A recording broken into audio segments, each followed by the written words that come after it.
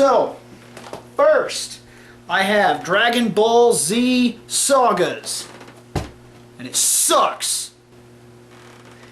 But these games were created for a completely different reason.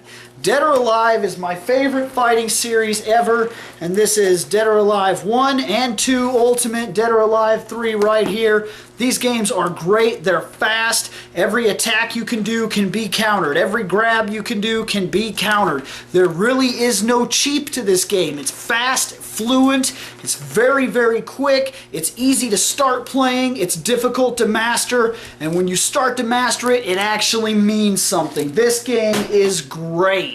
And it also helps that the ladies are some pretty decent eye candy. So look, let's at least not lie about it. That's part of what hurts the game and helps the game at the same time. It hurts the game because automatically people are like, that's kind of like a smut game. It's really not. It's a very well-designed fighting game, and if you give it a chance, if you look past the fact that the yabos wiggle, you'll really be in for a good gaming experience.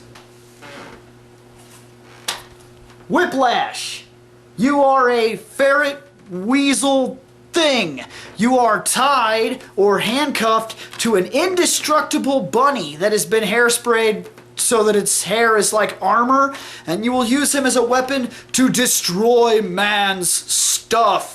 This game has a wicked sense of humor. If you haven't seen it before, I'm probably not going to do so much of a let's play, but more of just like a running around for 15 minutes showing you what it's about and talking about it. I love this game. The sense of humor is flawless.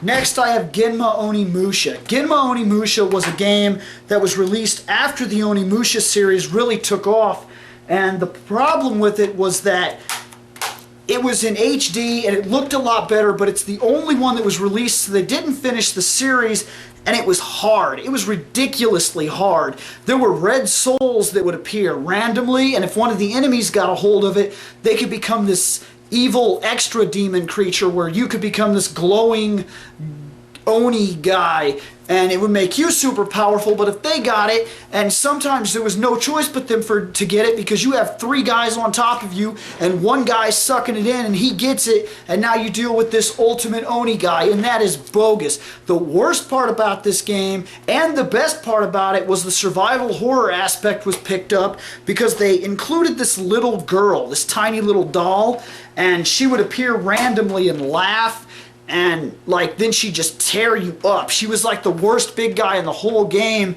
and you never knew when she was going to be around. She was just this presence that haunted you through the whole game after the first time you seen her. And I remember the first time I seen her, she creeped me out like crazy. Like, if you ever get a chance to play it, I think it's better than the first Onimusha, but you definitely got to be ready for a challenge, because it's without a doubt harder. Next is Steel Battalion. This game broke my Xbox. And yes, it really did do that. I plugged its controller in. It has a huge, crazy controller, and I played it, and when I unplugged the controller at the end of the night, no other game would play on the Xbox. It got that red blinking screen, and it told me to send it in for repairs, and I was like, Steel Battalion broke my Xbox.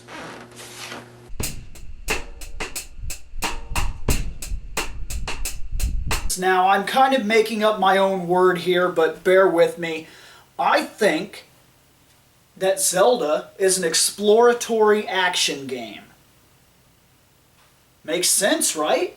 And I think that other games fall in the same category, such as Onimusha. You start weak, you're given the powers of a hero, you then get items during your quest where you explore a territory, whether it be a world or a dungeon, and then you use those items to level up your stats, and then with those better stats, you attack. You make your way to the final boss, the giant encounter, and you slay evil.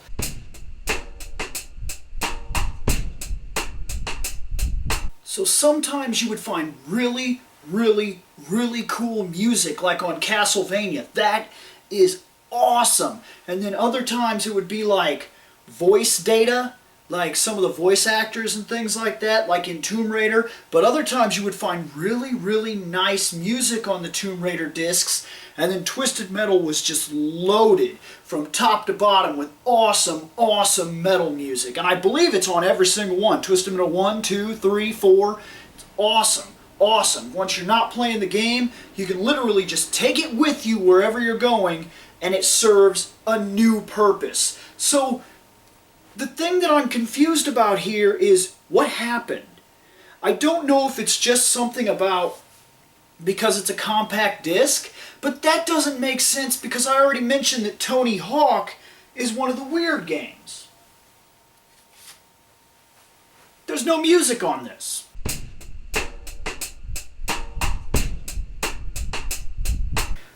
But it wasn't mine. That was my dad's Nintendo. He played it. When he wasn't playing it, I got to play it. And sometimes my uncle would bring over his Sega Genesis, and while they played Sega, I would play the Nintendo in my room. And it was okay. Don't get me wrong, I have fond memories of playing my Nintendo, well, my dad's Nintendo, but it wasn't what I wanted. Something about that Sega was just, I don't know if it was just the graphics. It was a multitude of things. I remember he always came over and he had really cool games. He had a Mortal Kombat and Mortal Kombat 2 and all these awesome things and the Sonic 1 and just the Street Fighter game, and I was playing those and I was so excited, and it felt like the arcade in my home. That was the first time when it really felt like it had happened.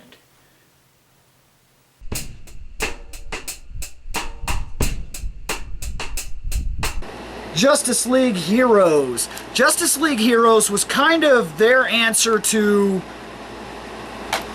Ultimate Alliance. Ultimate Alliance was ripping it up. It was a great game, and this game came out kind of following the exact same concepts, and it's not as good, but it's gimmicky and it's fun. So if you want your DC version, go ahead and check this out. The coolest thing I could say about this is that the level ups, instead of in Marvel Ultimate Alliance, they kind of restricted you on certain parts of your level, where after you got something so high, it would require 3 or 4 points unless you go down and waste them on lower things so you can get to higher levels. So these are back to costing 1 point to get.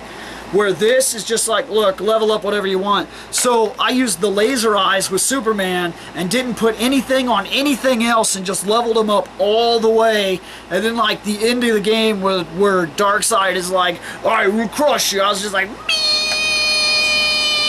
and just held the lasers on him, and he was like, and I just watched his life go away. Like, he was so broken. But that was this game here. Gundam Federation vs. Zeon. I do not have an actual case art for this, so I'll show you the disc. There's the disc. This game is awesome. It won awards in Japan. It's an arcade-style fighter for the Gundam series, and it follows the course of the 1-year war. You play some guy, and some guy has to go through the war in different areas, even sometimes encountering Amuro or even Char Aznable, and you stand no chance. These guys are way more severe than you are. It's real cool. There's a part where you can actually come across when they were hiding in the big dome and Amuro fought with Char. You can get in the middle of that fight. I advise you don't do that, but you can get in the middle of that fight and be like, pew, pew, or shoot your little if you're a Zaku too and try to help Char, and Amuro's like, take this, bang, one gun, you're dead. Like, it's very accurate to what you would have seen in the show, and that's what makes it so cool, is that you just play a guy following the operations, handling different operations that were part of the 1-year war that were only spoken of in the series, and that's what's real cool. You also get to be a part of Operation Odessa and even the final fight at Oboaku, so it's a real good game. I endorse it 100%. If you can find it, check it out. It won awards in Japan for being the best arcade fighter of its time. Check it out, hands down. If you like Gundam, if you like the 1-year war, that's your game.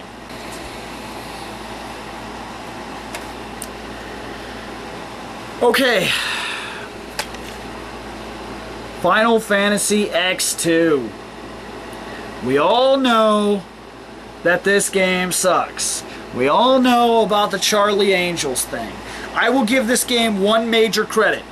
One. And I won't go back on it. This is what I think. The job system that is presented in this game is better than any job system that was ever presented in any Final Fantasy ever. Why?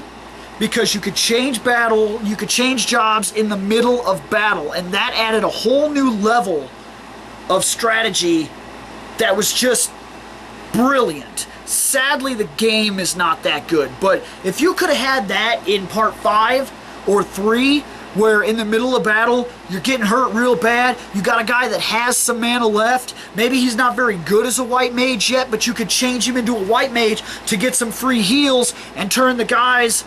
You could change into like knights. If you notice, like the first guy gets hit and you're like, oh, this dude is way too powerful. Run everybody into the knight class immediately so their defenses go up. Maybe you can power through this enemy. And if you got a guy that's already high in the black magic, he could still cast his magic. That would be great. And this is the closest I've ever seen to that system. But sadly, the game is not that good. I mean, you get to see Yuna and everybody in some skimpy outfits, and I guess that's somewhat cool, but if I really want to look at these girls, I'll go on the internet. So there was no reason to sell me softcore Final Fantasy, I guess.